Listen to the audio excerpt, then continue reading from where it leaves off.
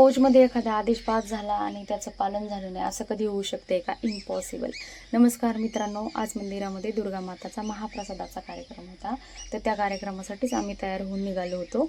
जसं प्रत्येक लहान बाळाला एक्साइटमेंट असते तसंच आमच्या जय भांगरेला एवढी एक्साइटमेंट आणि एवढी घाई झाली होती ना जायची. आणि प्रत्येक वेळेस त्याचं असंच असतं, त्याच्या बाबांपेक्षा जास्त घाई त्यालाच असते. तर गाडीची चावी घेतली, बाबांना म्हटला बाबा चला आपण जाऊन तोपर्यंत खाली थांबू, मम्मी पाठीमागून येईल.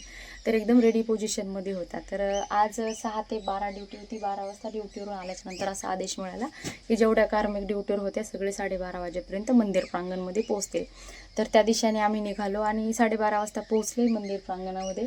पण आमची एक ज्याची फेवरेट मावशी म्हणजे अनामिका मावशी यायची बाकी होती. तर तिची वाट पाहतच आम्ही थोडा वेळ तिथे थांबलो. अनामिका मावशी म्हणजे असा प्राणी आहे ना की हा सगळ्या कार्मिकांच्या पाठीमागून येणारा, लेट लतीफ म्हणजे साऱ्या गावाच्या पाठीमागून येणारा. तर असो त्यात तिची पण चूक नाही, कारण तिचं क्वार्टर आमच्या सर्वांच्या क्वार्टरपासून खूप लांब आहे. तर त्यानंतर आम्ही मंदिराच्या प्रांगणमध्ये गेलो, तिथे बसलो. तिथं हवन चालू होतं.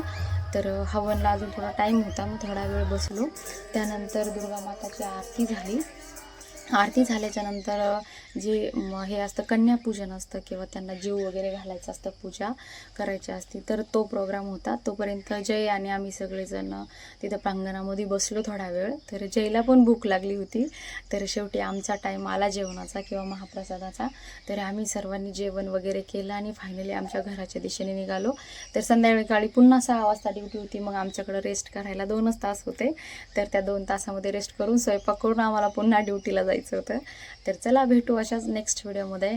थँक्यू.